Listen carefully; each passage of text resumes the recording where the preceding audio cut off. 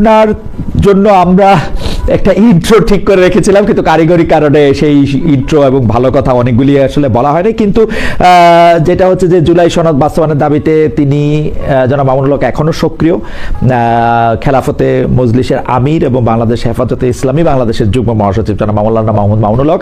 আপনাকে এবার অফিসিয়ালি আবার একটু স্বাগত জানাই, প্রশ্নে যেতে চাই আপনার অনুমতি নিয়ে। জি ধন্যবাদ, আমরা যেতে পারি আলহামদুলিল্লাহ। জি, যারা আমাদের সাথে যুক্ত আছেন আমিও আমার পক্ষ থেকে সকলকে স্বাগত জানাচ্ছি।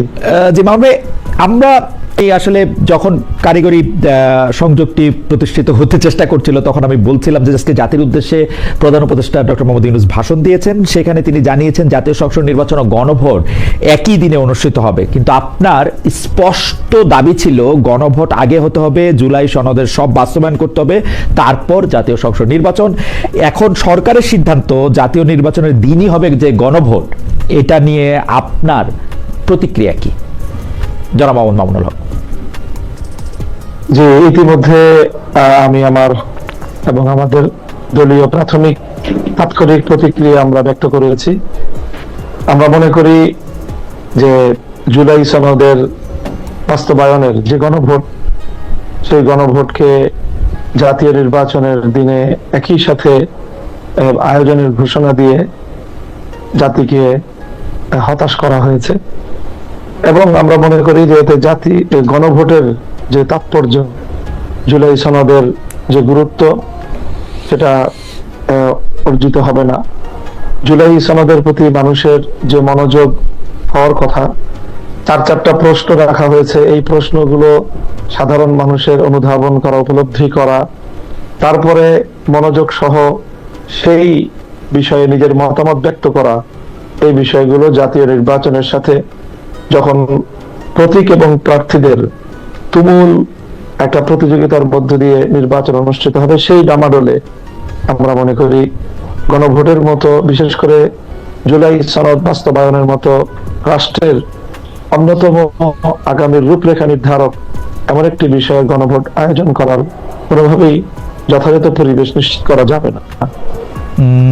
এখন গণভোট জুলাই সনদ নিয়ে আপনাদের যে আন্দোলন চলমান ছিল সেটা কি থাকবে নাকি স্থগিত করবেন? আপনাদের সিদ্ধান্তটা কি এই মুহূর্তে? না, এখানে আমাদের অনেকগুলো বিষয় ছিল আন্দোলনের, তার মধ্যে অন্যতম একটা ছিল যে সরকারি আদেশের মাধ্যমে, রাষ্ট্রীয় আদেশের মাধ্যমে জুলাই সনদের প্রাথমিক যে আইনি ভিত্তি প্রদান। আমরা যদিও প্রত্যাশা করছিলাম যে সরকারি অন্য কোনো আদেশের মাধ্যমে হবে, এরপরও যেভাবে আদেশ হয়েছে আমরা সেটিকে স্বাগত জানাই যে একটি সরকারি আদেশ জারি হয়েছে।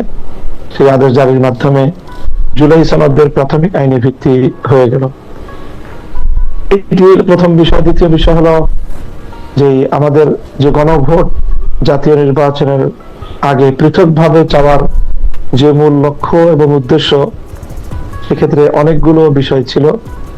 সেই বিষয়গুলোকে, এর মধ্যে গুরুত্বপূর্ণ অনেকগুলো বিষয়কেই প্রশ্ন আকারে যে গণভোটের চারটি যে পয়েন্ট ওখানে নির্ধারণ করা হয়েছে, তার মধ্যে বেশ কিছু বিষয় রয়েছে।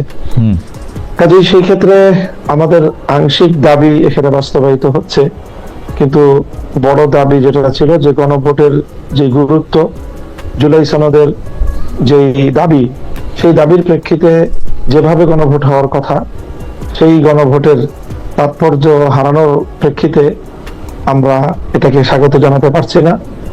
আমরা যেহেতু এই বিষয়টা আরো পর্যালোচনার বিষয়, দলীয় ফোরাম এবং 8 দল আমরা যারা আন্দোলনে আছি, এই বিষয়গুলো আমাদের 8 দলীয় ফোরামেও আলোচনা হয়ে তারপরে আমরা পরবর্তী একটা পদক্ষেপ বা আমাদের পরবর্তী ঘোষণা আমরা জাতির সামনে দিব ইনশাআল্লাহ।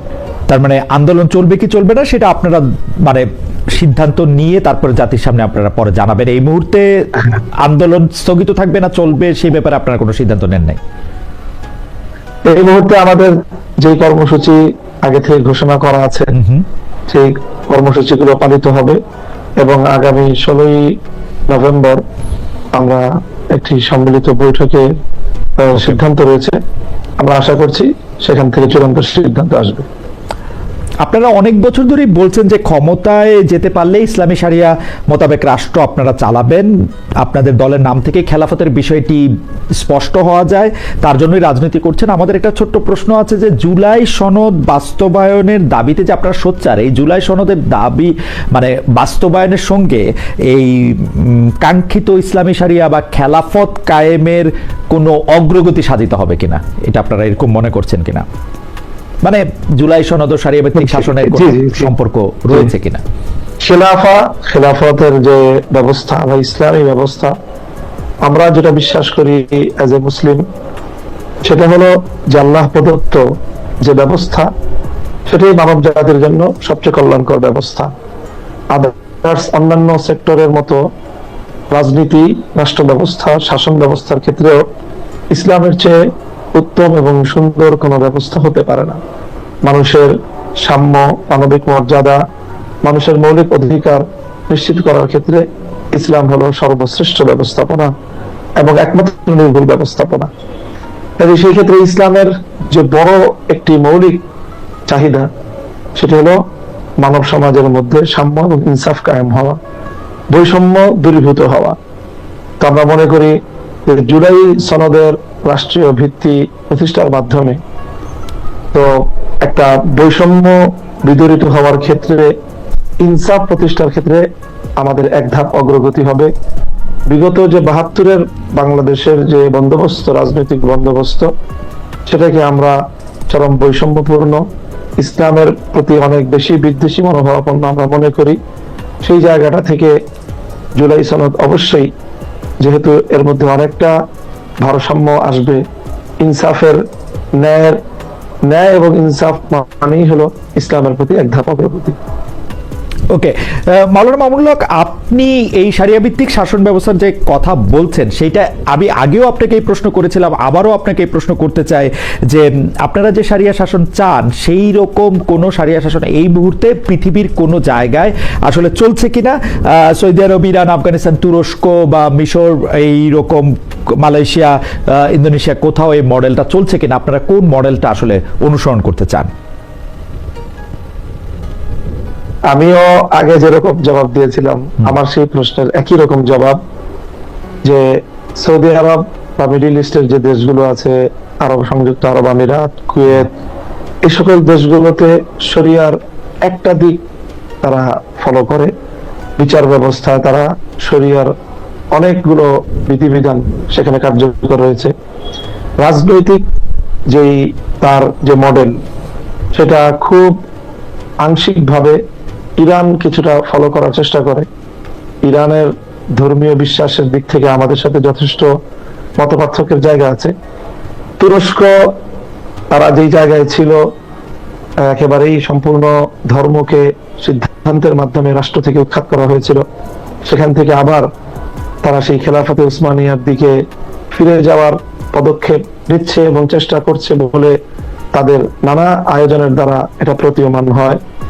এই সব রাষ্ট্রের পাশাপাশি সাম্প্রতিক ইমারাতে ইসলামিয়া, আফগানিস্তান নতুন যে সংযুক্তি ইসলামী শরিয়া বাস্তবায়নের ক্ষেত্রে, তারাও যথেষ্ট উন্নতি এবং অগ্রগতি অর্জন করেছে, কিন্তু তারাও এখনো কাঙ্ক্ষিত সকল বিষয়ে পরিপূর্ণ সকল বিষয়ে শতভাগ সাফল্য অর্জন করেছে এটা বলার সময় এখনো হয়নি। কাজেই সেই বিবেচনায় বর্তমানে প্রচলিত বা পৃথিবীর কোন রাষ্ট্রকেই আমি নিরঙ্কুশ ভাবে আমার মডেল অথবা আমার অনুসরণীয় দৃষ্টান্ত হিসেবে আমি উপস্থাপন করব না, বরং আমরা খেলাফতে রাশেদার যে শাসন ব্যবস্থা কোরআন সুন্নাহ এবং ইতিহাস থেকে আমরা পাই, সেটাই হলো আমাদের মডেল।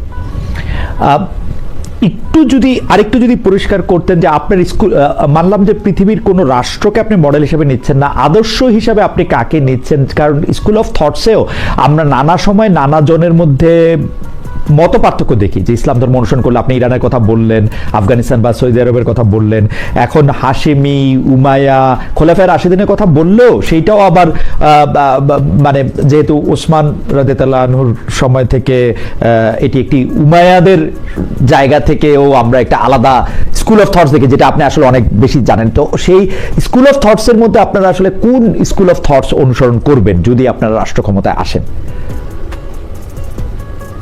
স্কুল অফ থটস বলতে আমাদের যে ফিকহের ক্ষেত্রে, মানে আমরা যে ফিকাহ মানি, ইসলামের ফিকাহ মানার ক্ষেত্রে স্কুল অফ থটস এর একটা পার্থক্য, সেটা শুধুমাত্র ইসলামী ফিকহের ক্ষেত্রে 4টা স্কুল অফ থটস আছে, এবং 4টার বাইরে আরেকটা স্কুল অফ থটস বর্তমান সময়ে বিশ্বজুড়েই জনপ্রিয়তাও আছে। সেটি হলো যেটাকে সালাফি একটি স্কুল অফ থটস আমরা বলতে পারি। এই 5টি স্কুল অফ থটস বর্তমানে পৃথিবীতে চলছে ফিকহের ক্ষেত্রে। আর যদি ইসলামী আকীদার বিশ্বাস সহ বলি, তাহলে মৌলিকভাবে 2টি পার্থক্য বা 2টি এখানে ভাগ, একটা হলো শিয়া আর একটা হলো সুন্নি। এই সুন্নির মধ্যে কিন্তু সমস্ত স্কুল অফ থটস গুলো একীভূত। তো আমরা সেই জায়গায় কোনোভাবেই শিয়া মডেলকে আমরা বিশ্বাস, চিন্তা, দর্শনের ক্ষেত্রে অনুসরণ করি না। আমরা সুন্নি থটসটাকে অনুসরণ করি। এবং রাষ্ট্রবিজ্ঞান ক্ষেত্রে, রাষ্ট্রবিজ্ঞান এবং রাজনীতির ক্ষেত্রে এই স্কুল অফ থটস গুলোর মধ্যে কোনো ভেদাভেদ নেই। এখানে সুন্নি যেই মতবাদ, এটা কোরআন সুন্নাহ ভিত্তিক, সেটাকে আমরা আমাদের মডেল বলে এবং আমাদের স্কুল অফ থট হিসেবে আমরা অনুসরণ করি। কিন্তু মাওলানা মামুনুল হক, কতগুলি জিনিসের ক্ষেত্রে স্পষ্ট মানে মাযহাবগত একদম পার্থক্য রয়েছে, যেমন হানাফি মাযহাবের সাথে শাফি মাযহাবের আসলে শাস্তি, দণ্ড, বিধি এগুলি নিয়ে কিন্তু আসলে পার্থক্য রয়েছে, যেটা আপনি আবারও বলি মানে মালিকি বা হাম্বলির মানে পার্থক্য রয়েছে। এই ক্ষেত্রে আপনি এটা আমি বলি, এই জায়গাটা আমি বলছি জি, যে সেক্ষেত্রে আমি যেটা বললাম যে শাসন ব্যবস্থার মধ্যে শুধুমাত্র বিচার ব্যবস্থায় বিচারিক যেই বিষয়গুলো, আদালতের বিষয়গুলোতে মাযহাবগত কিছু মতভিন্নতা রয়েছে, এবং সেখানে পৃথিবীতে যেই শরিয়া আদালতগুলো বর্তমানে পরিচালিত হচ্ছে, পাকিস্তানের শরিয়া আদালতের এক ধরনের প্রচলন আছে। ইভেন আমাদের পার্শ্ববর্তী ভারতেও